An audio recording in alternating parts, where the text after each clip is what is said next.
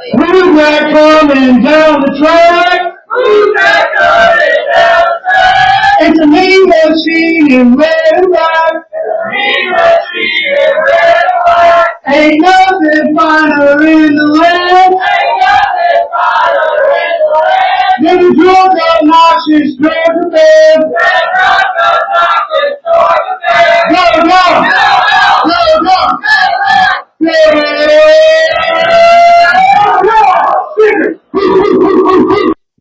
What's up, y'all? This is John and Mike back for another episode of the Nothing Finer podcast. Tonight, we have Bobby Burchins back with us for the third year to talk about the world's largest outdoor cocktail party.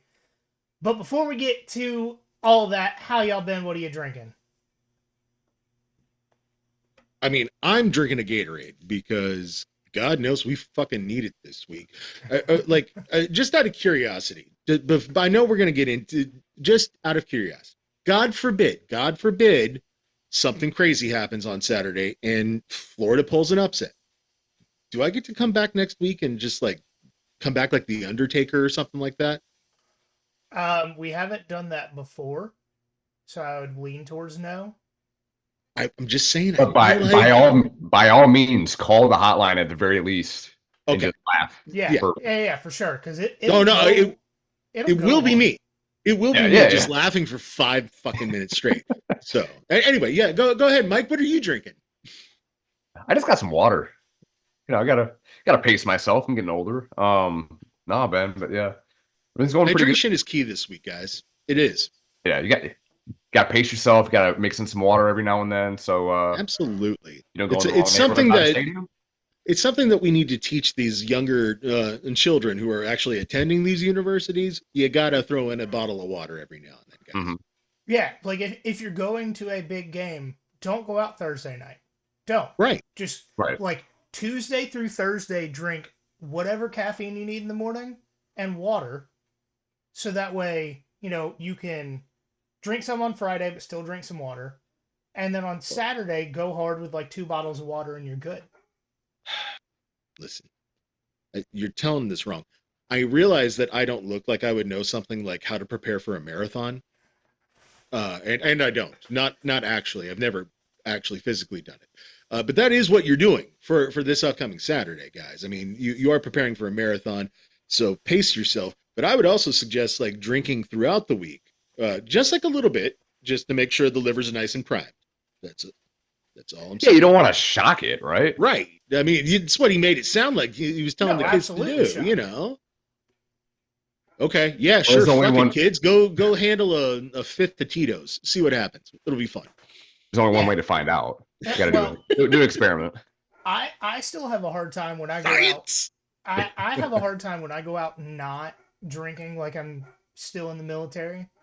So it goes straight from water to 12 shots and maybe a beer. And then I'm like, oh, I did too much. So old habits die hard. I get it. Same. I understand. Believe me. For years, beer was just a shower beverage. Everything else was liquor. It's a chaser. Especially PBR like we drink, right? Absolutely. Well, given that I did grow up in the city of Atlanta, and my mom actually worked for the distribution center for a while there for Sweetwater, I got to drinking Sweetwater at a very young age and was heavily addicted to that. So maybe that could explain a couple of reasons why I've got a couple of extra pounds. I don't know. We'll see. They're still testing. I am actually drinking a Larceny Barrel Proof tonight. Okay. Not gonna have too much because it is Tuesday on our end, and this will come out for you guys Wednesday or Thursday. I hadn't really decided yet. I don't know what I'm doing, just in general. Same. But yeah, only 124 proof, so I'll be okay. All right, you're fine. Yeah. No big deal. Is it even considered liquor at 124 proof? Yeah. I think it's above 100 proof. I think it's under 100 proof. It's a liqueur. Oh, okay. Okay. Yeah. Well, I don't have much of that anymore. Most of that got drank, and I have not replaced it. All right, y'all ready to Hurricanes talk about will do this that. game? Yeah, right. So, Bobby, I hate to tease you, but I know we've been Sure. promising you for weeks your opportunity to go off about the current staff and state of the program. We're going to talk about the team first, Okay. and then we're going to let you lose your shit. Like literally, the outline is just let Bobby cook, and that's it. It's 4 words. Yeah. I like it. So, starting off the top, Florida has gotten significantly better since the season began. They averaged 281 yards of offense and 18.5 points per game in the first 2 games against Core 4 opponents. In their last 4, they're averaging 424.75 yards per game and 33.5 points per game. Do you attribute this change to DJ Lagway playing more? 100%. 100%. And if you watch the games, and not that you necessarily were, or anything like that, but if you watch Florida play, they're calling the same play. Okay. And it's usually something like a levels route or something like that, where they're running a short drag and then a short cross and then maybe a post or something like that, or kind of over the middle, and trying to give the quarterback various options. Graham Mertz, he did a lot of good for the university. He's a great kid. I'm not talking smack about him personally, but he was the check down champion. I don't understand why his only vision was never downfield. It was always, okay, just the hot route. And that can only get you so far on offense. It really can't. Lagway, on the other hand, has always kept his eyes downfield, and it's resulted in more medium and deep completions. It's significantly less on completion percentage from Lagway, but it's more yards in less playing time. It's just as many touchdowns as interceptions. There's good with the bad, but that's kind of the Freshman football. Brett. Yeah, I mean that's kind of Brett Favre, right? You kind of want the gunslinger, and that's what Lagway brings to the table, an unstable element that not everybody's going to prepare for. So you kind of already talked about this a little bit, so I'm going to skip that bullet point. But Florida is currently 77th in rushing offense with 149.7 yards per game. Is that because of the players in the backfield, or is it something else?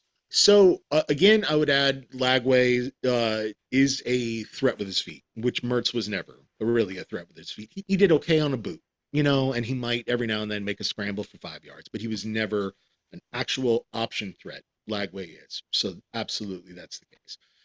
Jaden Baugh, this kid is a true freshman. He came on like a motherfucker last week against Kentucky, and did so by they don't give number 1 to just anybody at Florida. You have to earn it. Montrell Johnson earned it. Not like 15. No, apparently not. I guess we're giving that shit to Graham Mertz. But anyway, well, it's just disrespectful to put them in the same breath. Well, and Anthony Richardson, for that matter, motherfucker quit on Indy, but that's something different. That's a whole different thing. Yeah, and he kind of was about to quit on Florida too. So this is not nothing new for him. trait to me. But anyway, Jaden Ball has come on and he rushed for 5 touchdowns against what was purportedly one of the best rush defenses in the conference. So it's not as though we don't have talent here and there. What Florida's problem has always been, when compared especially to UGA in recent years, it's depth. It always has been depth. And I think punch for punch, starter for starter, we're good. I'd put the starter for starter up just about with anybody, but I would not do so 2s for 2s. If that makes any sense, Yeah. So with DJ Lagway's rushing stats, I feel like a lot of it is possibly inflated. So this season he is at 2.8 yards per attempt as far as running the ball goes. Sure. So is there anything about that, or is it just teams are scared of him, so they're playing the line of scrimmage closer once he gets out of the pocket? Actually, his rushing numbers are deflated because in college they take the sack numbers off the rushing yards, not the passing yards like they do in the NFL. So he's got, I think, right around 100 or so rushing yards, but he's got significantly more than that because he's had to take that negative sack yardage with him. And that's attributable, by the way, to the offensive line. It didn't matter if it was Lagway or if it was Mertz or if they threw me in there because I was wearing a jersey in the stands or something like that. Like nobody was getting protected in that opening game against Miami. So doesn't matter at that point. That's where the rushing stats are kind of leading to. They're certainly giving you the overall performance on the year, but I wouldn't. It's any sort of certainly not any sort of tail of the tape of how we're doing recently. Let's put I it that gotcha. So digging into the offensive line just a little bit more, currently way. ranked 45th in sacks allowed. Has the offensive line improved, or have they just not faced a ton of pass rushing defenses? So we have played a couple of okay pass rushing defenses. I wouldn't put Tennessee up there with the top tier or anything like that, but they certainly have a couple of kids that can rush the passer. And anytime, and Miami absolutely has had kids who just that's all they do is pin their ears back and get to the quarterback. A&M. Yeah, A&M too. Mississippi State had a couple players that were playing well on defensive line. That's just this league, you guys. I mean, everybody's got players on defensive lines now, and so it doesn't shock me that we're not all the stats because we do have still, I think, statistically the toughest schedule in college football. So I'm stunned that we've even won more than one game. I really. Yeah, I was on the train of by this game Florida may not be bowl eligible. Yeah. Yeah, and we still have an outside shot of a playoff berth. It's a batshit crazy one, and I'm not saying it's going to happen. I'm just saying that, if it did, it's possible mathematically anyway. I mean, you'd have three of the best wins in college football if that were the case. So God bless it. I mean, we've had some good ones this year too, guys. So yeah, that'd be saying something. Mm-hmm. All right, so we think the shocker of the season for a lot of people is Florida being 35th in passing offense, averaging 9.9 yards per attempt. Why is that different than last season, and where the completion percentage was higher? So last year was around 73% versus 68.8% currently. Well, that's because of the Mertz injury. I mean, Mertz going down genuinely. They're two different styles of quarterback that they were playing. That's why you could substitute them because they had such complementary styles in the sense that they were just so different and divergent.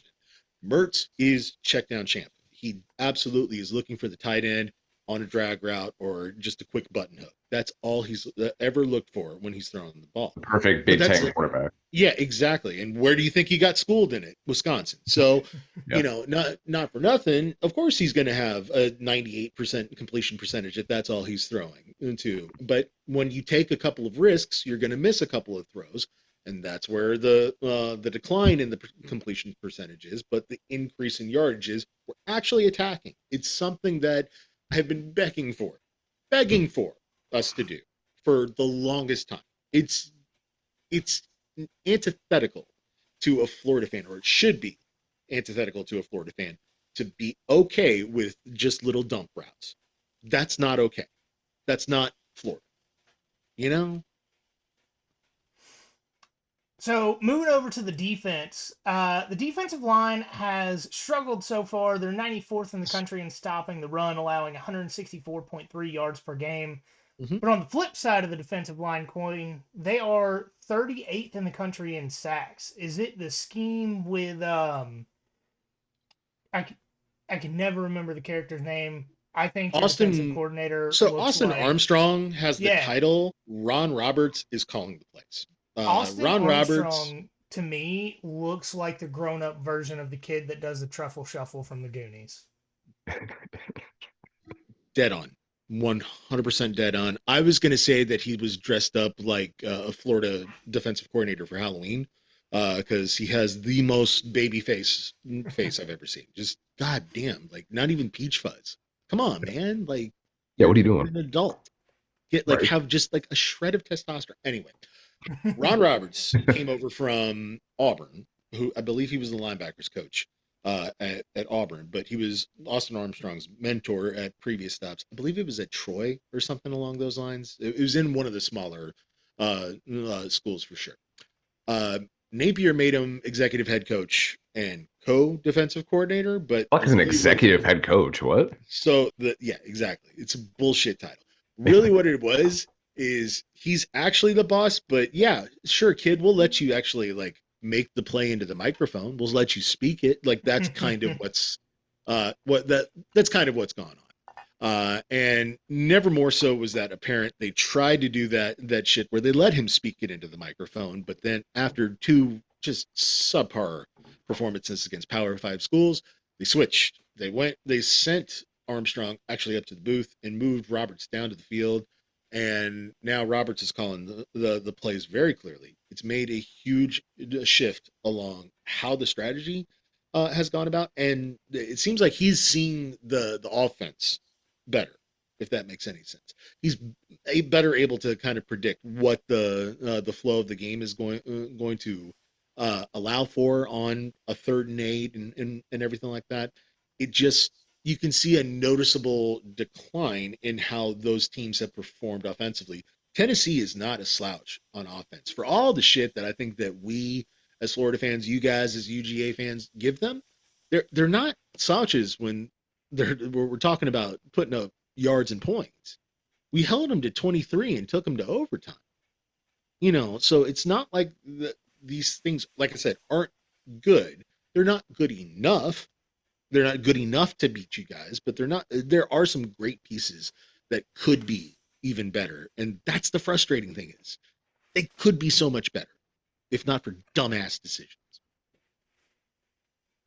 This isn't the outline, but has there been any talk on your end or your neck of the woods about Florida, the revenge game, if you wanted to call it that, against Trevor Etienne and then even Jalen Rashada to a certain extent? Obviously, he's not going to play, but any talk, anything about that? That's so much more fan speak than it is like players speak. Obviously, they don't give a shit.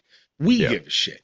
And of course, I want Jalen Rashada and Trevor Etienne to both tear their ACLs in this game. I think that would be kind of cosmic justice, if you will. Whoa. With Rashada, you guys specifically, the fans, didn't pay up on his contract. I did no such thing. Okay. I say you guys as the fans. You're the fan representative for us. Okay, that may be the case. I'm just making it clear that I did no such thing. I am the least influential booster that the University of Florida has to offer. I'm willing to be the most corrupted. Make no mistake. If they would give me a McDonald's bag full of cash, I'd deliver it. Absolutely. Yeah. What my role is supposed to be as the least influential booster. But just saying. No, Jalen Rashada, I feel for the situation that he just didn't get the check when he said he was going to get the check, but he also didn't sign either. And that's kind of the problem. We didn't have a locked-in agreement, and that's what is required by adult standards for those things to occur. So he didn't want to sign the deal. Fine. Bye. Go. Wish you well. Don't transfer to my rival. When you do, that's kind of a sticking point with me. Yeah, I absolutely am pissed that ETN decided to transfer there. I think the country's opinion of him is inflated because he does have more flash than, say, the Montrell Johnson of the world. And would you guys agree with that now that you've had the ETN experience? Yes, I've been very vocal about why do you see a gap and try to make the dude that's being blocked miss before you even hit the gap? It's insanity. He wants to be the highlight reel, and I understand that because that's how you get paid. Right, is by making flashy plays. How many running backs are in the NFL because they actually make safeties miss? I was about to say, miss. Listen, you don't have to make the defensive lineman miss when you have your All-American right tackle on him. It's driven me insane all year. Yeah, and on top of that, listen, I have little to no respect for the University of Georgia, none whatsoever. But I also do recognize that they have put a couple of big-time running backs in the NFL.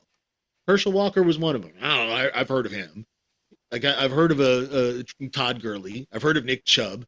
Although, how many times is he going to have just a life-threatening ACL tear before we tell him to stop walking? So, fun fact: that, as a person, maybe not as a college player, but I think you will like him more as a person. Oh, I'm sure. Do what? Yeah. Yeah. I Yeah. mean, So, it's almost not possible for me to like him less. I mean, so Nick Chubb got a call from Todd Gurley after the knee injury, and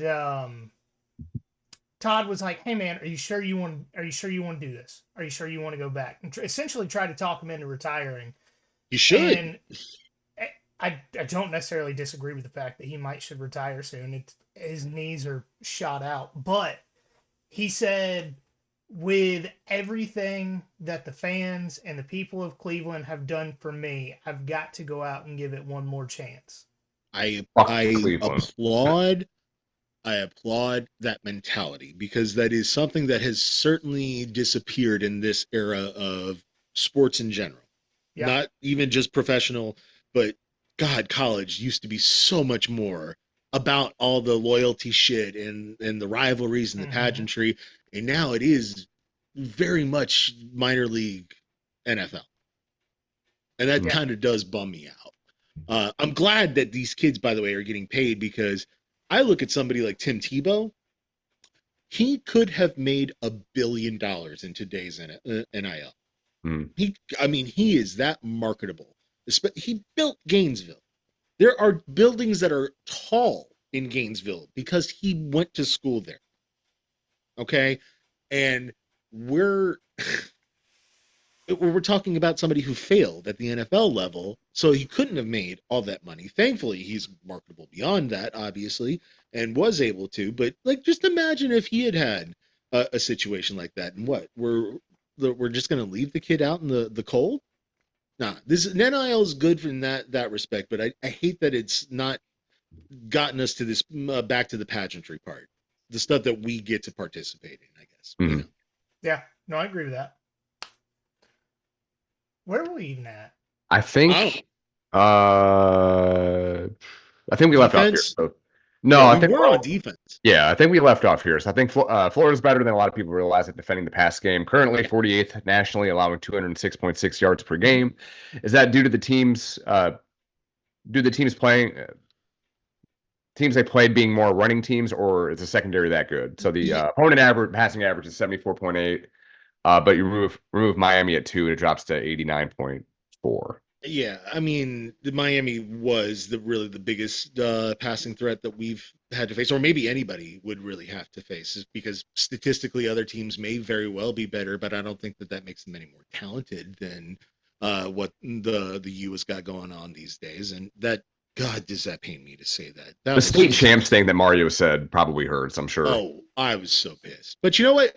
What hurts more, Miami actually being back this time, or Georgia winning a title? Ooh. Georgia. Thank you. Personally. As I won't drinking my whiskey out of a national champions cup. It's because I grew up in Atlanta. That's why it hurts more. If I grew up here, I might think different, but honestly, that's the biggest reason why. Is because I grew up in Atlanta and I was around all of the worst of you people. So that's fair. There are some terrible Georgia fans out there. Yeah. Oh, I know. Some of them were my teachers. So I'm still doing that, but yeah. Yeah. Okay. Don't assign a kid extra homework for that's all. He's a gym teacher. He can't assign homework. I just bark at him when they're doing the bench press, and then it gets the point across. I was actually forced to work out more and do more laps because I was a Florida fan, as like a shame. So I like you can understand why I might have like a little bit of resentment there, right? Yeah, I guess so. For sure. Yeah, sure. But hey, there are good ones out there. You're talking to some. I'm aware. I know this, but that doesn't listen. That is like saying that the worst of something else doesn't also become the face of that. We always think the worst of whatever the other is, right? Oh, I mean, like, the game that I went to in the swamp with you, the people sitting to my right, the dude was the embodiment of he was legitimately wearing cutoff jorts. Hell yeah. Had a greasy ass mullet, and he had a tattoo of Tim Tebow's face that looked like it was done in jail. Okay. I believe it because, like I said, there's the worst of them. Well, and that you were is sitting like way up there. Oh, Yeah, yeah. I was No, about my to say back was at the back of the that. stadium. Yeah, that's the pores section, as I call it. That's The Yeah, pores I are got up there. tickets The for poor it. whites. yeah. That's I sit down in the alumni section, so where I got the free couple of tickets. shekels that I have goes to have me sit 13 rows back. Yeah. All right, so who is one player on the offense that is not DJ Lagway that Georgia fans need to be aware of? Okay. So I've already talked about Lagway and Jaden Ball, so I'm going to highlight instead Eli Badger. Okay, and the reason why I highlight him, You got another Wisconsin player? yes, we did. He is him and Chi. I think both went to Wisconsin. Which Pipeline. fine, they were coming here from Ertz, and they were supposed to help him break out of this check down champion bullshit, but nope. Wait, so was it a package deal? No, Like no, damn. they came after him. Wait, DK Okay. came in a package deal? No, both came after him because they were like, "Fuck, this guy at Wisconsin's worse than Mertz." I mean, that's saying something, Yeah. But Eli Badger, he is not the biggest deep threat. He's not the fastest receiver. He's not the most sure-handed receiver, but he seems to be right now the guy that helps keep the ship going, if that makes sense. He's getting more of the dirty yards. He's getting more of the 3rd and 8 type catches, which is great. And we need that type of receiver. If he gets going and he's able to at least keep things chugging along, that's super important to the offense. Everybody knows Eugene Wilson. Everybody knows even DK has got some flash too. But I would put Badger up there as probably the more important piece to keep going. What's a player on defense that we need to know about? Pup Howard. Pup Howard wasn't going to start this year, and then all of a sudden he came in against Miami, and he was the highest rated player that day, which that wasn't exactly the most difficult thing to do because nobody played a good game, but he stood out on the stat sheet. He is right up there at near the top in terms of total tackles, and he's made very big impact plays, especially against Mississippi State. Um, it was Shemar James who is the leader, who is the kind of the Mike linebacker communicator of the defense, but Pup Howard's the one that's running on instinct at this point, and he's playing pretty lights out right now. What are you most concerned about going into Saturday? Let's see here. What time I have to get in the car?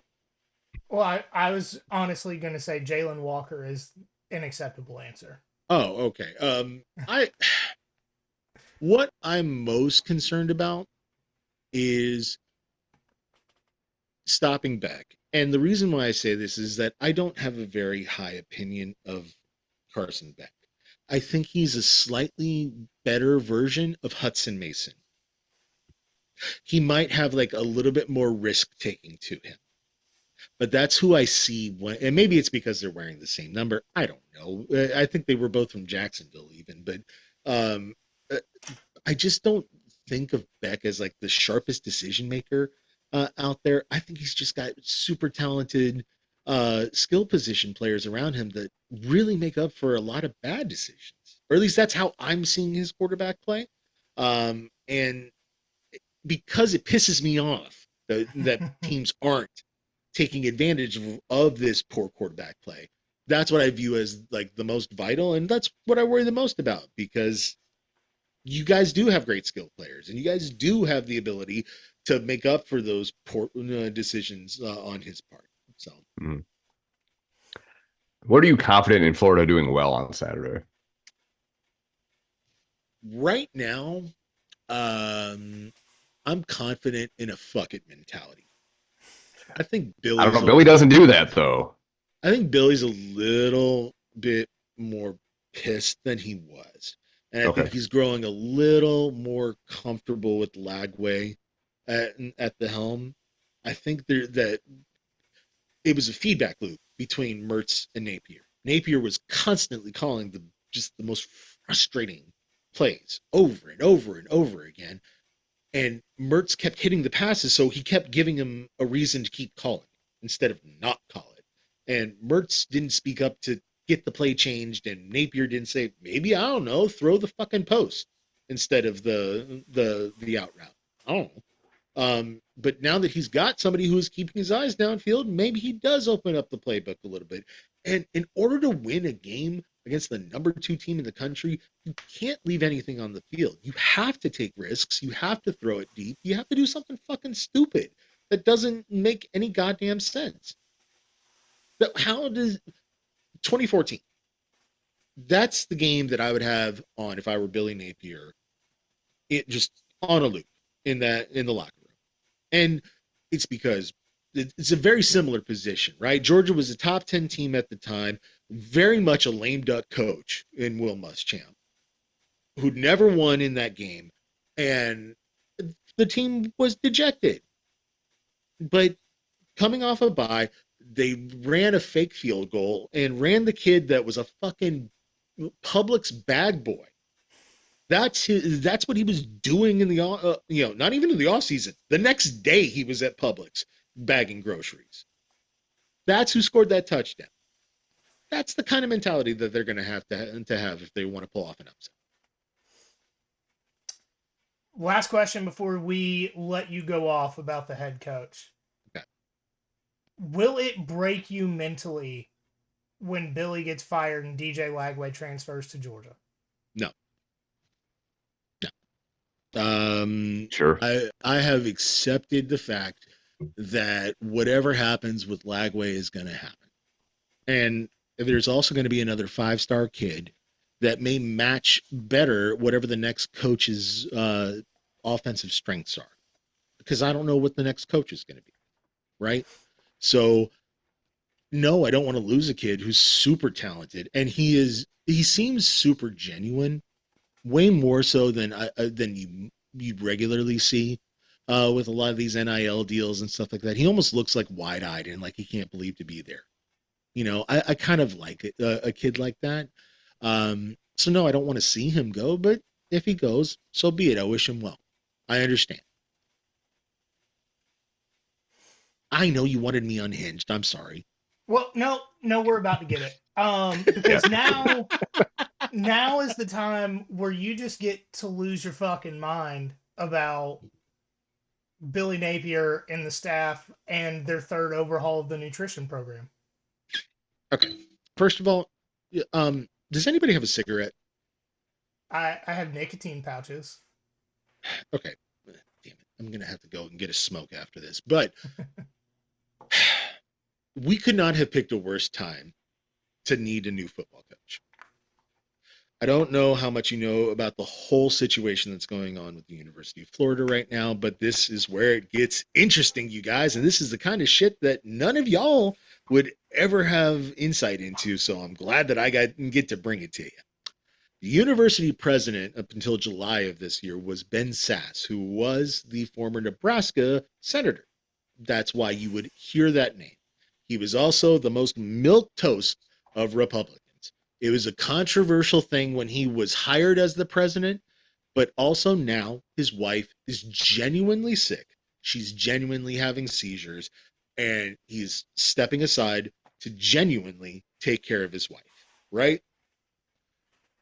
Choosing a football coach should be a two-man decision, really, when you think about it. Should be the university president and the athletic director.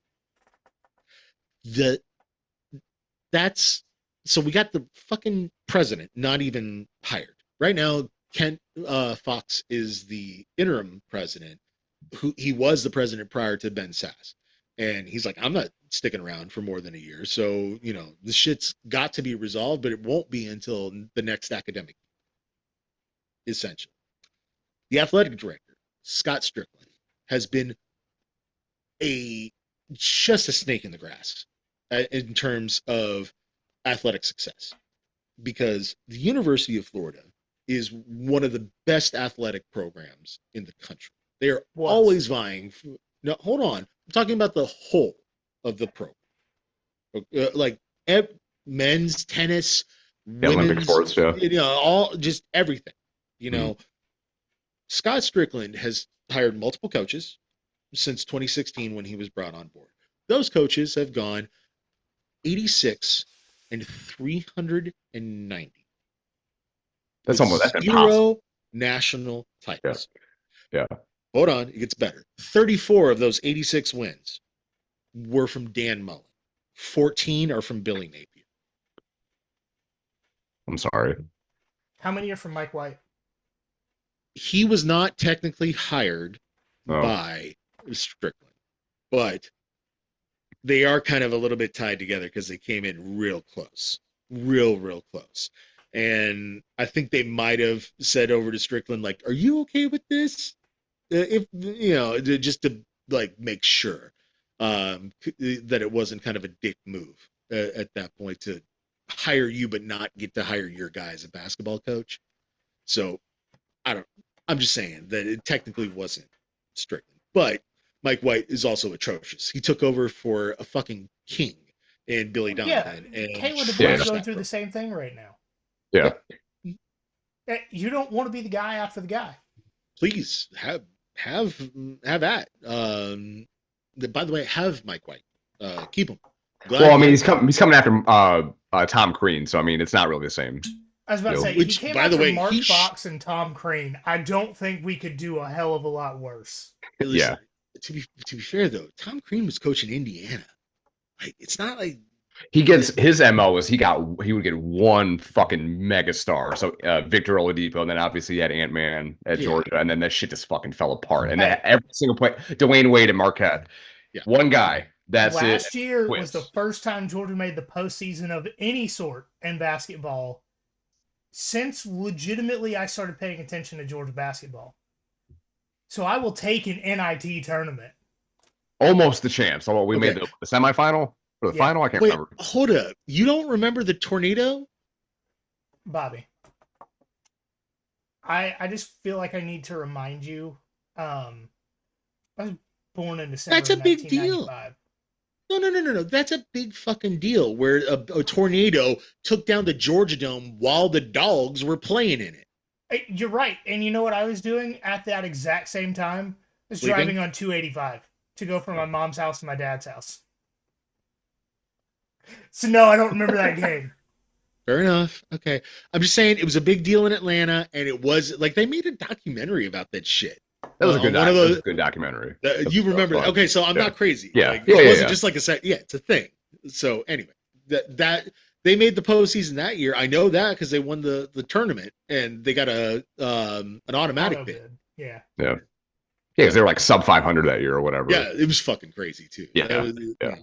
That was like the year after Florida went back to back, and like they were very. Like Tennessee was the favorite in that tournament, if I'm not mistaken, but obviously Florida was expected to like. At least Tennessee being the favorite and failing? No way. Yeah, I know, shocking. Right? Yeah. Who would have thought? So with those two things, you have to understand. We have to clear house at Florida. Like we have to start from scratch. And my thought on this is that we're already doing an interim president. My thought is get Steve Spurrier back involved. He's already willing to be back involved. It would seem like he would be because he's doing podcasts and he's letting it be known that he's not thrilled with a couple of things that Napier's done. And, he said on one of the Pat Dooley shows something to the effect of, yep.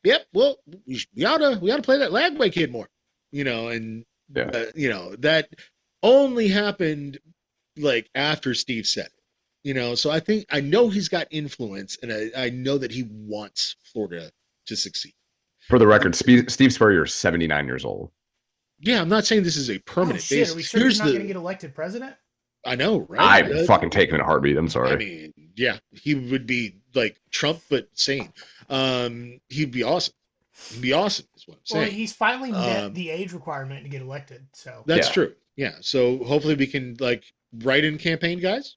I've Right? already Maybe. voted. I mean, Okay. I don't know fair about enough. that. Maybe I don't know. I'm only my biggest political concern down here is Amendment 3. Just go ahead and look I that up here in Florida. Yeah. That's the I was in Florida all weekend, and the commercials for that are wild. They're talking like wild. the amount of bears that kill people, the amount of alligators, the amount of what was the third one? Ants. And then it's like, we're not going to necessarily get into it, but then it's like Yeah. this has killed 0 people, and it's like Yes. I It's feel like great. there's a lot better ways to communicate that other than making people afraid of bears. It's the fucking best.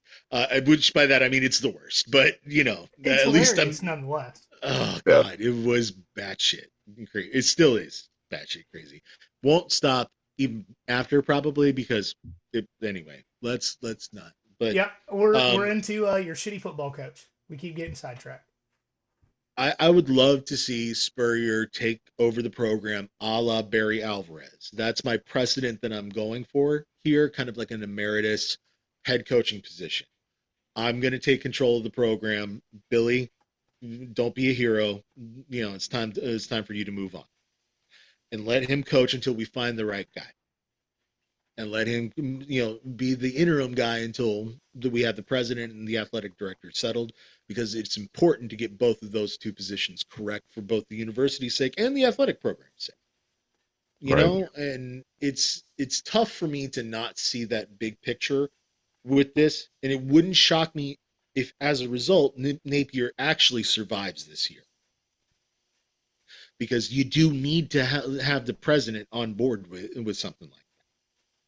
And if you're going to saddle him with what's going to be in a what $12 million contract, isn't that the going rate for a top tier SEC coach these days? Yeah, just Anywhere about. between 9 and 12, yeah. I mean, we have to pay 12. We can't get this wrong. So we Yeah, y'all have to have to pay go out. 12 for sure. Yeah. Yeah, we I mean, have to shit, go Jimbo's after somebody. available. Fuck off. Yeah. Okay. So is Dan Mullen. But there's anyway. That's how I'm viewing this. Okay. So I would love to see Spurrier take that role on and just get us to that next step. It won't happen. What'll happen is Strickland will stick around. We'll get a new president at some point. Napier might get replaced by Matt Campbell at Iowa State, and we continue to perpetually have a middling program for another 5 years. All right, I mean, last question. It's not in the outline. I just thought of it, but I was in Gainesville last Saturday. okay. I managed to spend 8 hours in Gainesville last weekend and spend $0 because I refuse to contribute to the economy. Sure. But I was at a park with multiple ponds. I saw 0 alligators. Okay. You cannot do that exact same thing in Savannah. So my question is, are even the actual alligators in Gainesville scared of the game? No. Okay. No. The alligators in Gainesville are much, much lazier than you give them credit for. Okay. They are bigger and fatter because every gator down there gets overfed by every student who's high and thinks it's funny to give it a peanut butter and jelly. Okay. That would be fun. Holy shit. He's on the bottom. He's chilling out. He doesn't give a shit because he's not hungry. So you're not going to see him because you can't see past 6 inches down here when it comes to fresh in Savannah, water. they just sunbathe on the bank. Is why Yeah. you see so many here. Sure. Yeah. And that does happen down here. See our golf courses and just half of the golf Twitter. But, it's also, but there's plenty of time that they do stay at the very bottom. This is the time of year that starts. I got you. I was honestly disappointed, especially because we got there on Saturday. The day before at work, I legitimately almost ran over a small alligator, and he was crossing the road, not stopping. Like, I had to swerve to avoid him. And then I tried to go find him and pick him up, and he hid. So I was just disappointed I didn't get a chance to see a Florida alligator. the first time that I encountered one in the wild down here, it was a 4-footer, and it was like right around April, or so, and so that's mating season is right when that Mm. starts. And he was pissy. He was not happy to see me. Now, he would not kill me, but he would fucking hurt, and so I didn't fuck with him. Yeah, But there's so legitimately, if you Google disc golf alligator, you will find pictures of one of the courses in Savannah because the tee pads for this disc golf course close to my house, there's 10 to 12 alligators on tee pads by the water every single day. And every time I go play that course, I try to get one, and they're just a little bit faster than me by the time I get to hole 16 and am 5 or 6 beers in. Um, it sucks. well, I mean, I would hope so, but that's only because of the beer. Like maybe if you didn't have that handicap, you might have them. I don't know. Beer and other activities, Well, yeah, sure. But Vote these, yes on these Amendment little 3. small ones, I try to catch them, and they're too quick for me. All right, let's get into Sounds some about game right. picks. Perfect. We're gonna give you the spread, the over/under. We're just asking for a straight up pick here. We got Ohio State at Penn State. Ohio State 3.5-point favorites. Over/under 46.5. And this is one of those foxes trying to kill college football by putting the game at noon games. You know what? I'm gonna go with Penn State, if only because they're due, and I think James Franklin. This is his best shot. He's got to. This is his one last chance to get up and beyond the ceiling that he's reached, which is the Rose Bowl. And if he can't do it now, he's gonna probably seek employment elsewhere, potentially somewhere like here. I don't know. We'll see. Yeah, I brought it up. Please. Please. Yeah. Next game, Ole Miss at Arkansas, one of the more underrated rivalries in the SEC. Ole Miss 7-point favorites in Fayetteville, over under 53.5. This game is taunting me. And the reason why I say that is because Lane Kiffin always throws a dud out there that he's not supposed to. That's why he's Lane Kiffin and not Nick Saban. We did that against Kentucky, though. Yeah, but he always does it worse. He's always got is that. giving that up a one 13-point lead at home against LSU not worse? No, because LSU is still considered like a level program, if not more top tier at that point. It's not wanted. You don't expect it necessarily, but it's understandable at that point. More so, I don't know. I'm just saying, I kind of see that being weird. Plus, Bobby Petrino, right? Isn't he calling plays over there? So fuck it. Why not? Great Florida Yeah. head coach. Absolutely. Bro, fuck it. At this point, all the shit that he was doing anyways legal now, so fuck it. Why not? And helmets Let's aren't at least even enjoy the required on fruits. motorcycles in Florida. Exactly. Do you know how many? Morgan and Morgan? We got you, brother. We got you, brother. Mm. All right. So who are you taking in this game? Oh, Arkansas. Seriously. Woo. Yeah. Just to cover. Just to cover. I think Ole Miss wins a squeaker, but Arkansas to cover. All right. Next game is Texas A&M at South Carolina. I feel like this is a lot more difficult for Texas A&M than a lot of people are thinking, but Vegas agrees. A&M 2.5-point favorite, over under 44.5. I'm going South Carolina. Yeah. The upset. Straight up? Straight up. Mike Elko is doing a good job with that program. Certainly he seems to be doing a better job than Jimbo Fisher was with that same talent level. But he's still a first-time head coach, and Shane Beamer has been doing it for a couple more years, and man, he's got something cooking down there where he can just kind of screw with somebody. And I feel like this is the perfect combination of events for that to happen. Mm-hmm. All right. Last game, I did not put it in the outline because the line has changed drastically all day long. And it is this one. We got Georgia, Florida in Jacksonville. The current line, Georgia minus 16.5, over under 52.5. Went down that much? Huh. Yes. I will not only give you, I'm going to give you the exact score. Okay. The score is going to be 43-20. I know that for a fact. Because it's that way every year, right? It's been that way for the last 2 years. Nothing seems to be different. So I don't see the score changing at this point. Yes, my heart says that we have the right recipe brewing for a potential upset alpha bye week with the freshman quarterback who's willing to take risks, and maybe Georgia has one of those barf moments where they used to do it against South Carolina all the time, right? Maybe this can be the time that we become that thorn in the side for them. That's what my heart wants to say. My head is not that fucking stupid.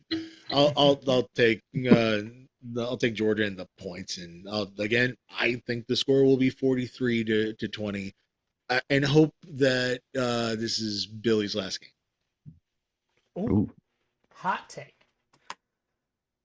All right, Bobby, we appreciate you coming on and talking to us. As always, it's our third year doing this. So this and is I kept it shorter this time, I believe. We did. Yeah, we almost went like 2 hours last time, right? Yeah. Well, I was drunk going into the last one, which did not help. But all I've done today is go to work and go to the chiropractor. So pretty much sober still. But do you have anything you'd like to plug before you get out of here? Yes, I would. My wife and I do a podcast ourselves. That's why I have such nice equipment and such cool lighting effects in the background. We do it on YouTube. It's called the Cynics on Disney podcast. It's part of the NotClub33.com channel on YouTube. Basically, what we do is go to Disney World and review something, and I try to bash it and try to make fun of it and take away your joy and your magic. Why? Because I'm an asshole about it sometimes, and you know what? I'm okay with it because Disney's a bit of an asshole sometimes, and so you know what? I'm going to give it to them too. I do have a question for you. Going to Universal next week, is there anything at Universal that you'd like to bash? No, but part of it is right now that I want Universal to kind of give Disney a little bit of an uppercut. I want Universal's Epic Universe in particular to succeed. Their new Helios Resort.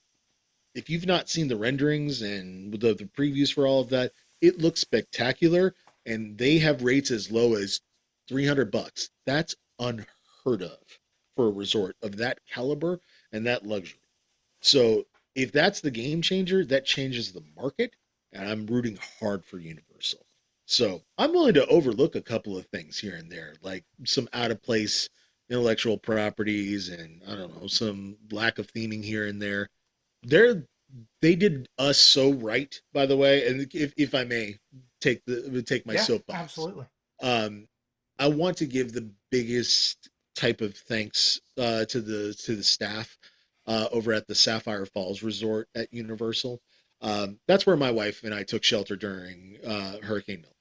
And not that we were super at risk or anything like that, but we felt uncomfortable enough that we felt it prudent to at least go to what we thought was a bomb shelter.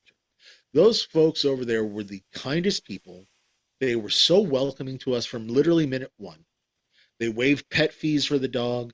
They charged us for one night when we stayed there for almost 2 full days, basically.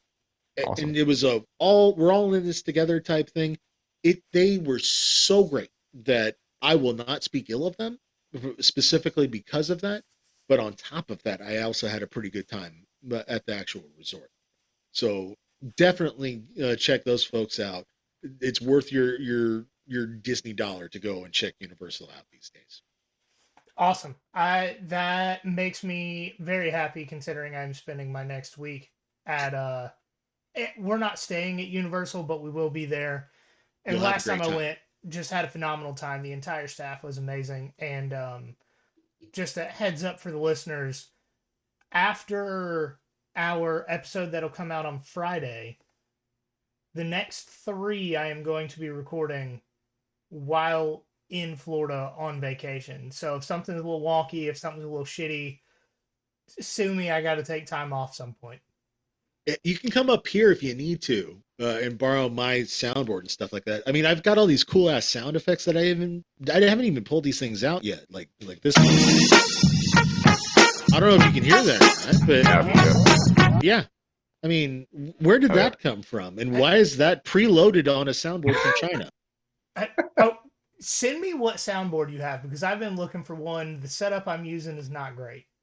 Oh, I got you. I got you, brother. Yeah, send it. Don't you worry. We got a few more things to cover before we get out of here, but thank you again for coming on and talking to us. And honestly, I hope you leave some voicemails regardless of how this game goes, because it's always a good time talking to you. Thank you again. Will do, guys. Thanks for having me again. Hopefully, I can come back like the Undertaker. Hopefully not. Yeah. All right. Thanks again, Bobby. See you later. Thanks. See you. Yeah, thanks. All right, guys. Once again, thanks to Bobby coming on and talking to us. As Georgia fans, we despise Florida. One of the few programs at this point that I truly hate. But Bobby's a phenomenal person. He's awesome to talk to. He is the only rational Florida fan I have ever interacted with. Yeah, sure. And just a great person. So check out his podcast. He told you how to get to it. I mentioned it a couple weeks ago that I was going to get on a little bit of a soapbox, and I'll do it now. It'll be quick. I barely have time to catch my balance on top of the box. As the election is a week from today, go vote. Please. Because I know there's a lot of people, especially my age, between mine and Mike's age, that think our vote doesn't matter. It's decided anyways, right? Are you saying I'm old? No, I'm playing. Okay, no, keep going. But if you don't vote, it damn sure doesn't count, right? Because there is at least a paper trail that you wanted your voice heard. And as a lover of conspiracy theories, I'll listen to whatever you got to say. But without voting, you guarantee your voice isn't heard. So please go out and vote. But as a side note, please go out and research the candidates you vote. Most of these people have websites. I know, as far as the presidential shit goes, you're pretty much locked in. I'm not going to try and sway you one way or the other there. Do whatever you feel is necessary as far as that goes. But your local elections are arguably more important than the federal elections, and even those people have websites. The person that's running for Chatham County Coroner has a website. I don't even know what the hell a coroner does. They do like autopsies and stuff. Well, I don't know how it's I don't know how they get elected.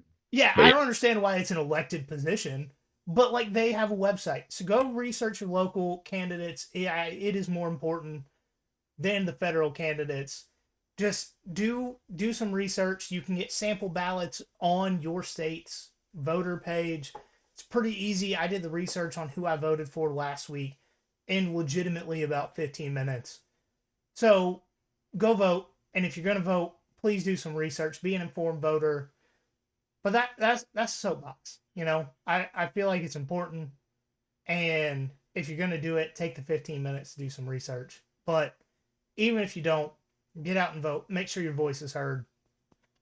And while you're doing that, if you're not going to do some research, or if you are, follow us on social media. You already got your phone out. At nothing.finder.pod on Instagram, at finderpod on Twitter, Facebook, YouTube, TikTok. Just search Nothing Finder Podcast. You'll find us there. Rate and review the show 5 stars. Just a little inside the park baseball here. We are already on the best month the Nothing Finder Podcast has ever had. So if you guys would go and share the show, make sure you listen to every episode. Every Georgia fan you know should hear about us, because we are the authority on drunk, obnoxious Georgia fans. And we'd appreciate it. But as always, remember, there is nothing finer in the land than a drunk, obnoxious Georgia fan.